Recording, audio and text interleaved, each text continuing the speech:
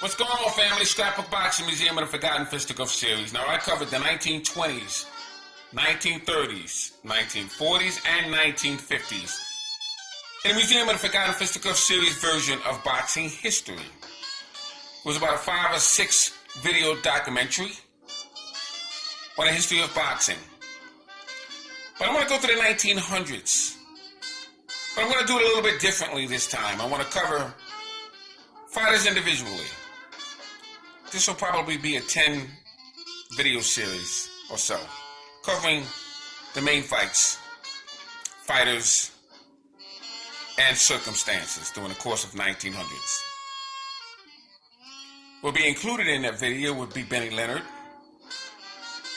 Jack Johnson, Jim Jeffries, Joe Gans, and a few others. But Jack Johnson, known as Little Arthur, was born March 31st, 1971 in Galveston, Texas. Now he would die June 10th, 1946, a year before Benny Leonard would die in the ring, refereeing a match at the St. Nicholas Arena from a heart attack. But in the case of Jack Johnson, he was always vilified. And legend has it, passing through Raleigh, North Carolina, he would run into a telephone pole because he was upset with him and a couple of buddies were told to go to the back of a sandwich eating spot. And him being Jack Johnson, never told what to do, was very upset.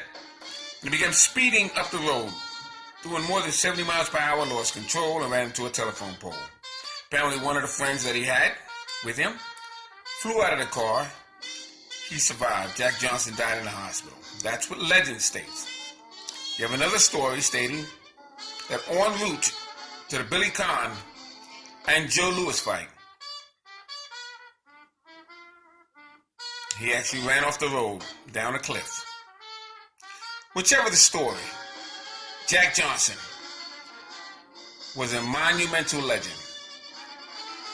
So let's get into his career, right here in the Museum of the Forgotten Fisticuffs series. Now, Jack Johnson fought fighters such as Klondike John Haynes, fought him May 6, 1899. Jim Jeffries, July 4th, 1910. Reno, Nevada. Destroyed him in 15 rounds. Joe Chowinsky, Galveston, Texas. The fight was stopped, and both of these men were thrown in prison. It was at that point that Joe Chowinsky would teach Jack Johnson the tricks of the trade. Now, Joe Chowinsky was a master boxer. And he would have a beautiful fight series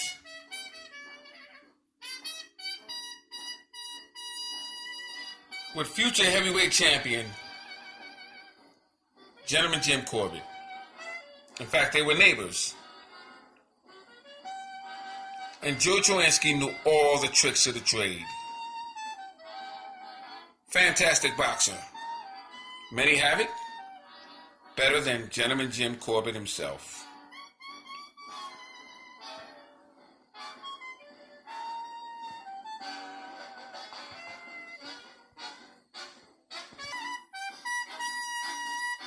Gentleman Jim Corbett would defeat John O'Sullivan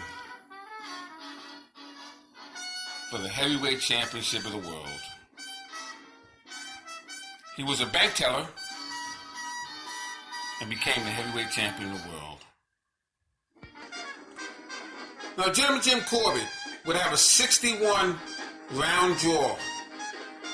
Unbelievable fight with the Australian heavyweight, later colored heavyweight champion, Peter Jackson. Peter Jackson was a phenomenal fighter. Never got his just due. He would get an opportunity with a Barford Simmons opponent by the name of Frank Patty Slavin. And Peter Jackson will be the victor. Now these two men was get it on. The National Sporting Clubs in London, England. May 30th, 1892. Peter the Black Prince Jackson was born in St. Croix, West Indies. Frank Patty Slavin was born in Maitland, Southwest Wales. They boxed for $10,000. That was the purse. And a heavyweight champion of British Empire. Listed as one of the hardest fought contests of all times. Deserves the title with Prince Victories Jackson KO Slavin in a 10 round. Earlier Slavin was a victorious punch. Broke two of Jackson's ribs, puncturing his lungs, forcing Jackson to discontinue boxing from 1893 to 1897. Now, 1897 was the year that Jim Smith and a fighter by the name of Jay Kilrain would fight for the first heavyweight championship belt, the Police Gazette. Now, he was the star of the stage play, I'm speaking of Peter Jackson, Uncle Tom's Cabin. After 6 years of inactive combat, he was lured back into the ring against a rapid forward march of Jim Jeffries. They met in San Francisco on March 22nd, 1898. Jackson crumbled to Jeffries, heavy artillery in 3 rounds. Stopped by Jim Jeffries in 4 rounds, unable to shake off the lung elements from Slavin's bout. You see, Peter Jackson wound up suffering from a lung injury, and he would be breathing through a respirator the rest of his life. And this is what happens when African American fighters would never get an opportunity in their prime. Peter Jackson would face gentleman Jim Corbett in a 61-round bout. Brutal contest. Ended in a draw. And Peter Jackson would show his mettle. But because it was a draw, not that he would ever get a shot at John O'Sullivan's belt anyway. Because John O'Sullivan had made it clear that he would never put his title up against a black fighter.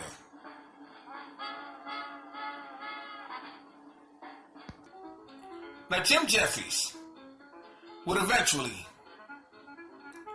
defeat Bob Fitzsimmons. He would actually knock out Bob Fitzsimmons in 2 occasions. You see, Bob Fitzsimmons was originally a middleweight. He would win the title after Jack Dempsey, now Farrell. And he would become the light heavyweight champion in defeating George Gardner. But he would never defend the title. And then he would go up and defeat gentleman Jim Corbett with the famous solar plexus punch in Carson City. So Jim Jeffries would knock out Bob Fitzsimmons and now be held as world heavyweight champion.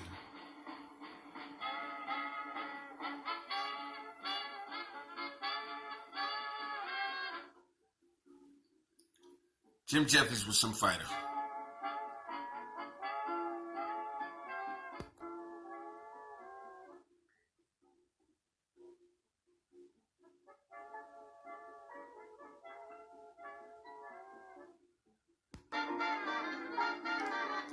Jim Jeffries would destroy Bob Fitzsimmons in a rematch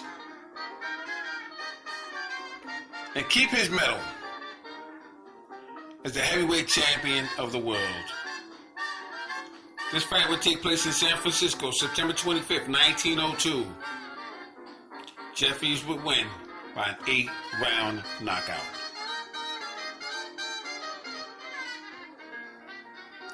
Jeffries would eventually face the Cellar Man, Tom Sharkey.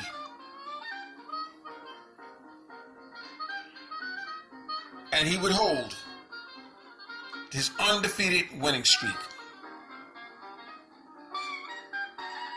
Now the colored championship would begin with Tom Sharkey. He would be considered the first colored heavyweight champion. Theoretically. Old man river, don't say nothing, must know something, just keep rolling. Rolling along. This fight would take place November 2nd, and November 3rd, 1899. Excuse me. Rolling along. Are you and me? Sweating straight, body on leggy, ragged thing. Now after Jim Jeffries would retire and hang up the gloves and go to his alfalfa farm to retire for good, the title was left unclaimed.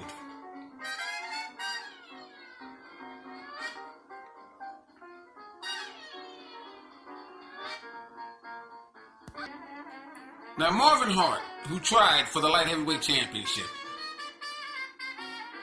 would automatically claim that he was the next heavyweight champion. And when asked, how did you become the heavyweight champion, he stated that Jim Jeffries appointed him. And when asked by Jim Jeffries, how did he get appointed, it was stated, he said, you did. You appointed him. Said, I never did. In order to make this heavyweight championship belt authentic, he would have to fight for the belt.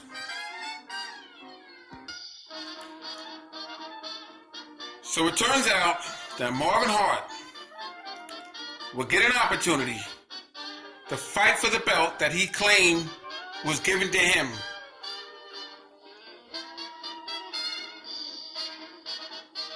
by Jim Jeffries. And Noah Russo from Canada, better known as Tommy Burns, would fight Marvin Hart for the heavyweight championship belt. And he would knock out Marvin Hart, and he automatically became the heavyweight champion of the world. Meanwhile, you had Jack Johnson,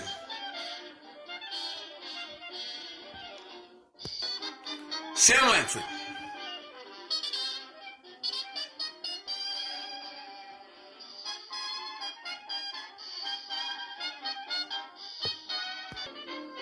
Joe Jeanette,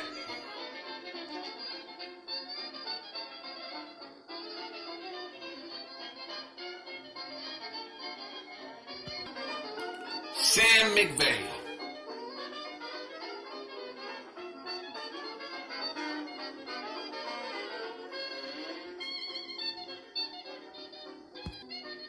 and Jack Johnson waiting in the wings for an opportunity to fight for the heavyweight championship belt.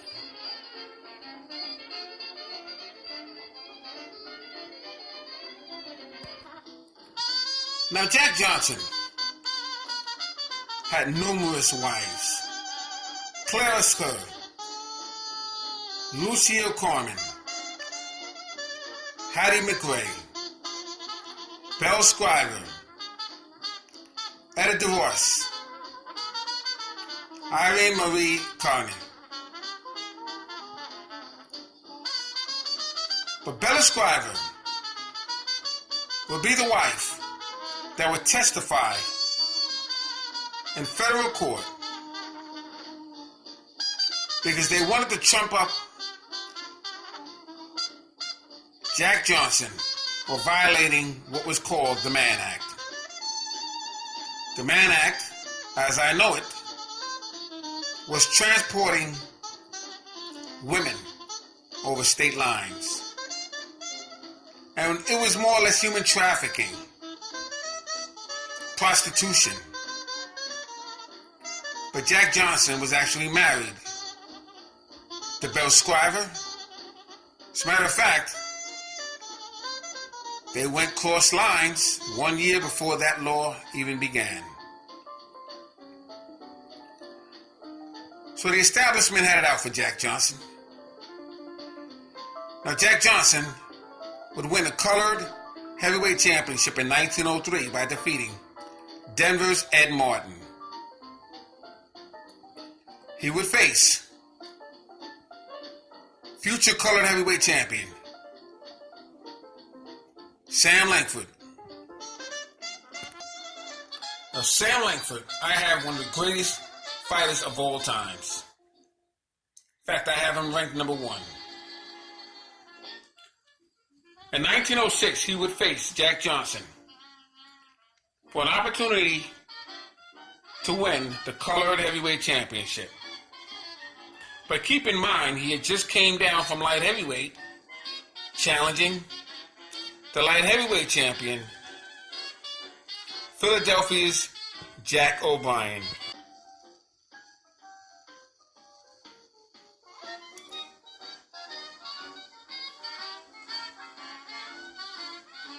Philadelphia Jack O'Brien would fight Norma Russo, better known as Tommy Burns, who would become the heavyweight champion of the world.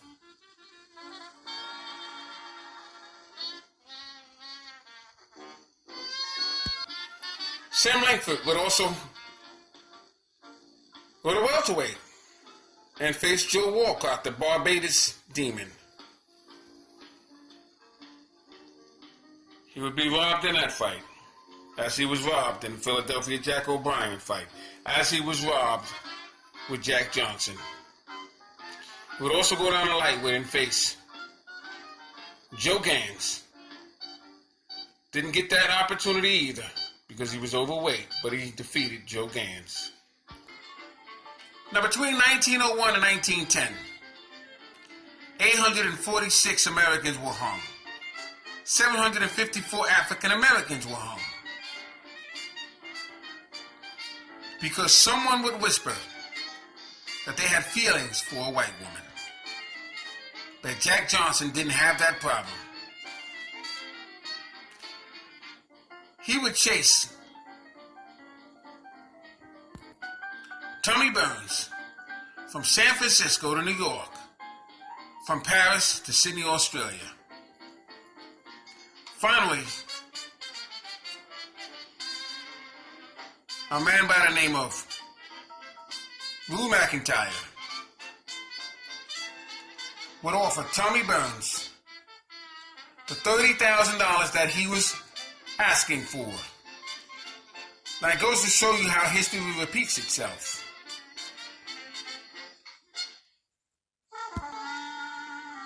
Because $50,000 was asked for in a current heavyweight championship bout. And when the $50,000 surfaced, the fight wound up never happening. But in this case with Tommy Burns and Jack Johnson, Lou McIntyre came up with the $30,000 that Tommy Burns had asked for. And Tommy Burns was pinned in a corner in Sydney, Australia, but he had to take the fight. So he requested any movie rights or any money that was benefited from the fight, along with the $30,000. And he was awarded his request. Meanwhile, Jack Johnson would only be paid $5,000. But he jumped at the opportunity because he wanted to become a heavyweight champion of the world. And he knew he could defeat Tommy Burns. So he would knock out Tommy Burns in 14 brutal rounds. And the establishment would make sure that the video cameras were turned off at impact, while Tommy Burns would fall to the canvas. The world would never see the actual knockout because the video was stopped. in the 14th round. But Jack Johnson would become the brand new heavyweight champion of the world.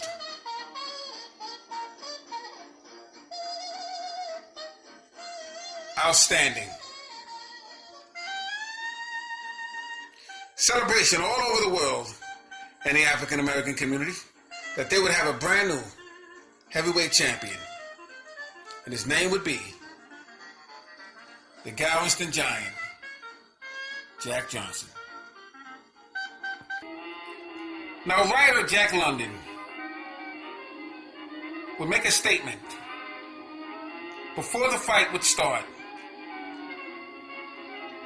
that Tommy Burns would have no problems defeating Jack Johnson because he is of my race. And my race would never lose to a black fighter. And I say that mildly.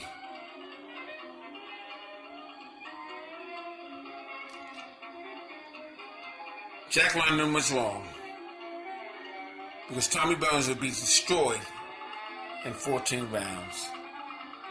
And the belt would go to Jack Johnson, the brand new heavyweight champion of the world.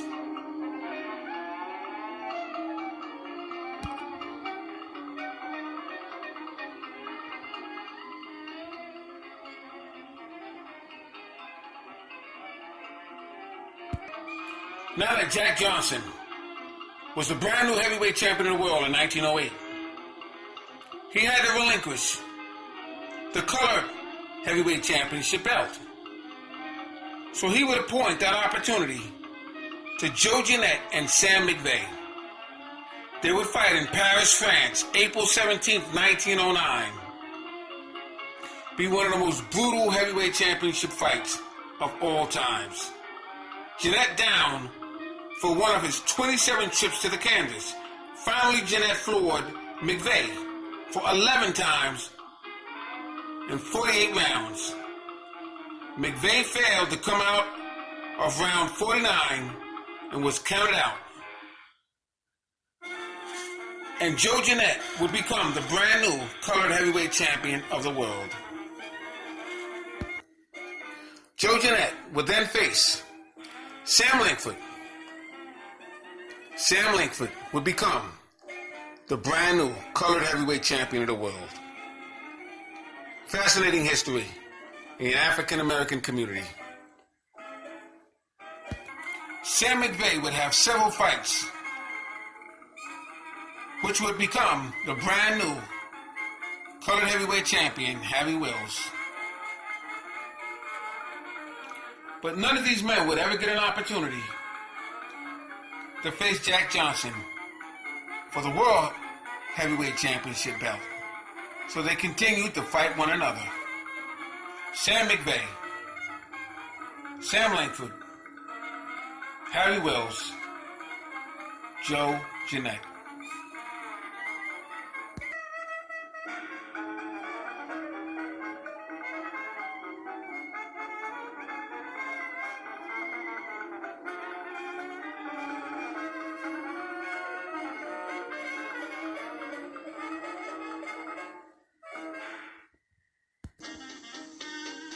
October 16th, 1909. Stanley Ketchel, the Michigan Assassin, was a middleweight champion of the world. He would have his wars with Billy Papke. He was born September 14, 1886 in Grand Rapids, Michigan. He died October 15, 1910 in Conway, Missouri. He stood 5 foot 9 inches and weighed 142 to 170 and a half pounds. Now, he'd be introduced into the Boxing Hall of Fame in 1954 and International Boxing Hall of Fame in 1990. And he would fight fighters such as Mike Twin Sullivan, February 22nd, 1908. He would defeat Billy Papke in 1910. April 24th, 1910, he would face Sam Langford in a no decision 6 rounds. It was said that Sam Langford would defeat Stanley Ketchum. But in 1909, October 16th, he would face Jack Johnson. And he would be stretched in round number 12 as Billy Conn was stretched by Joe Louis. In Stanley Ketchum's case, he and Jack Johnson were supposed to just have basically a boxing exhibition for movie rights, and they would share the proceeds. But Stanley Ketchum went off script, saw an opening, and decided to put the Hail Mary on Jack Johnson's chin.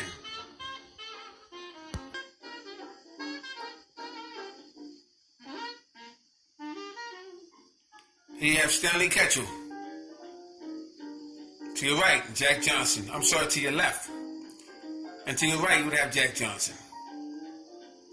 You would have referee Jack Welch in the middle. His name would come up later on in this documentary. Stanley Ketchum would find himself being counted out by referee Jack Welch.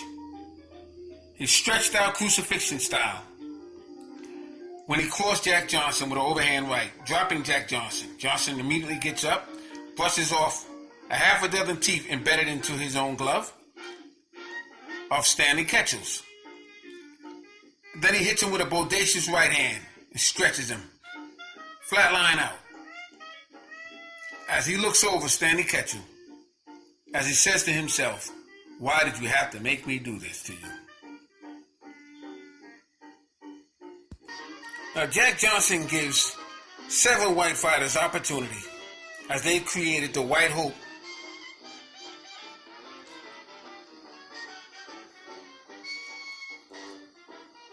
It's almost a Broadway play.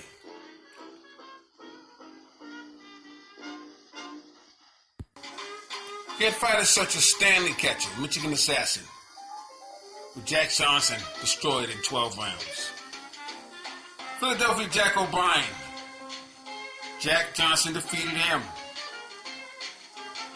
But in the clause of the contract, light heavyweight championship belt was not on the line. Fred Fulton.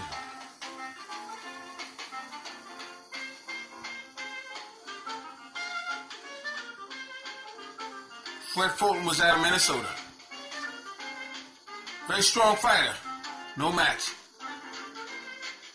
for Jack Johnson. He had Carl Morris.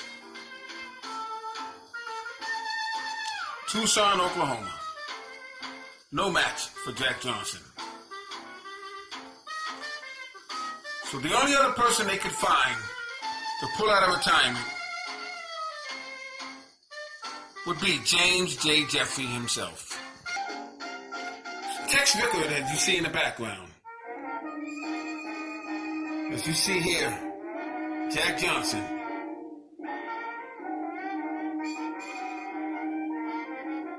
James Jeffries. Negotiated a deal to come back out of retirement and fight a 15-round affair. First in San Francisco, then it was moved to Reno, Nevada for the heavyweight championship of the world. Jim Jeffries was pulled out of his alfalfa farm, forced to lose 100 pounds to come back to fight Jack Johnson to wipe the smile off his face and bring back the heavyweight championship of the world. Jack Johnson destroys Jim Jeffries in 15 brutal rounds, and former heavyweight champion Jim Corbett would stop the action, stating, "No more."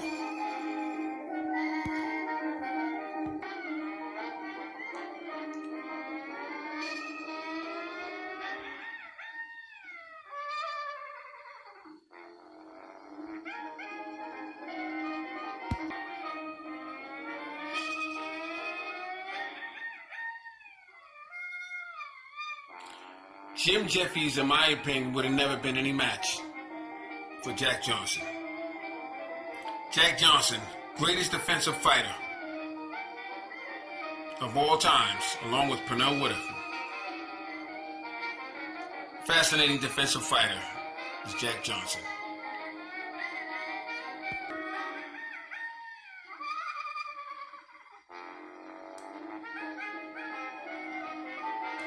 Jack Johnson is standing catching. Brutal knockout by Jack Johnson. Now, Jack Johnson was vilified. And it got to a point where they were tired of Jack Johnson holding the heavyweight championship belt. And they were trying to find a way to get the belt away from him. They came up with the Great White Hope. And after several opponents losing to Jack Johnson, they had to find another way. And they went into the political bag and came up with the Mann Act. And the Mann Act was designed to apprehend any man escorting a woman over the state line for prostitution purposes. And Jack Johnson was brought into court to discuss a case with a white woman by the name of Belle Schreiber, who he was married to. They brought her in to testify after prepping her to speak against her husband. They wanted to know if she was forced to go over state lines for immoral purposes. And after an all-white jury would listen to the verdict, they would decide that Jack Johnson would be arrested. Jack Johnson would put on a baseball uniform and ride out of town with the Negro League baseball team into Havana, Cuba. And in 1919, a deal would be worked out where he would be able to come back to the United States after facing this man here.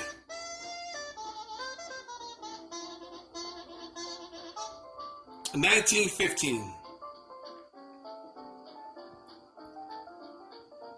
Jess Willard, the Potomac Giant,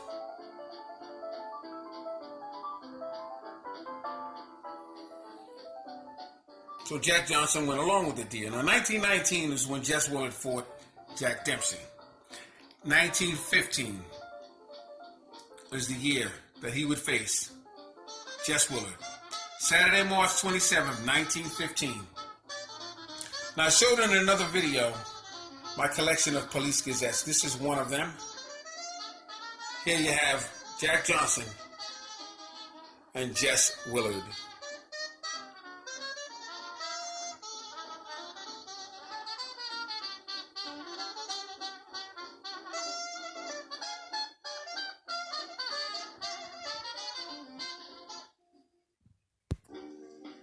Jack Johnson desperately wanted to come back to the United States,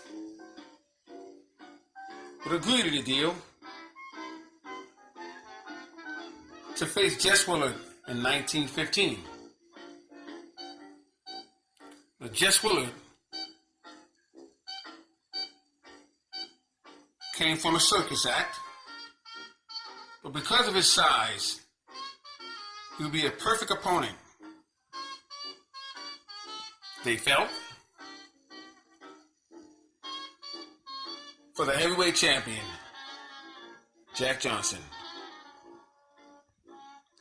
And the agreement was they would have a scheduled 40-round bout. Jack Johnson wanted to know the terms and conditions. And they said, oh, he's just a fighter, big man. Don't worry about it. You'll be able to take him out.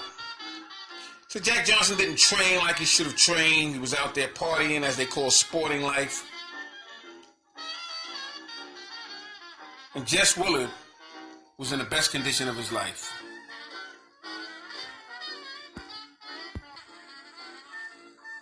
Round 26. Jack Johnson collapsed. Out of condition. Jess Willard became the brand new heavyweight champion of the world. Jack Johnson did not receive any money he was promised. And he had to go back and serve his jail time. And when he came out of Cuba, Havana, he was welcomed in a parade atmosphere on his way to jail. He loved the limelight. And he was more happier going to jail than he was running from the law. Because once again, his name would be in lights and he would be appreciated. That's what Jack Johnson always wanted. Jack Johnson and African Americans everywhere would try and get a shot at the title in every weight division that they could. Meanwhile, Jess Willard would face a fighter that Jack Johnson would defeat, Frank Moran, for his title defense, March 25th, 1916. Unbelievable.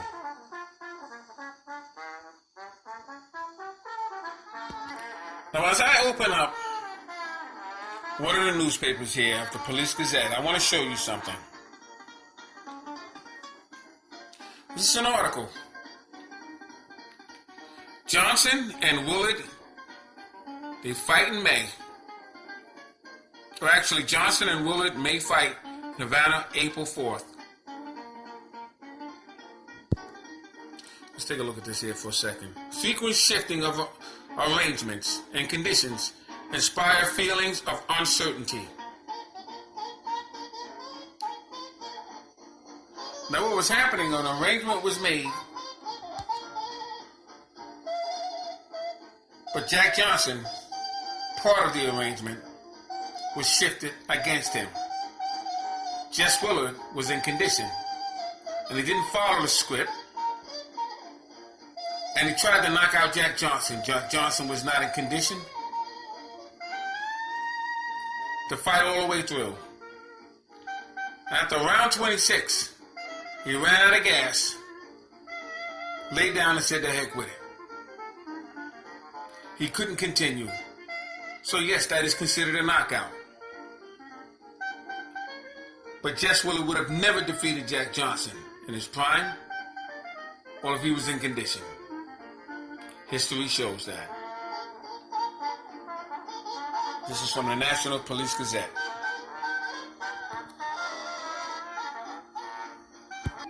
I'll show you one more article. This is another magazine, Police Gazette. Cowboy Jess Willard knocks Kearns out. Sam Langford sent Sam McVeigh to Dreamland. Unbelievable. The fighters that should get opportunities never got them. And the fighters didn't have to get opportunities, did. This is boxing.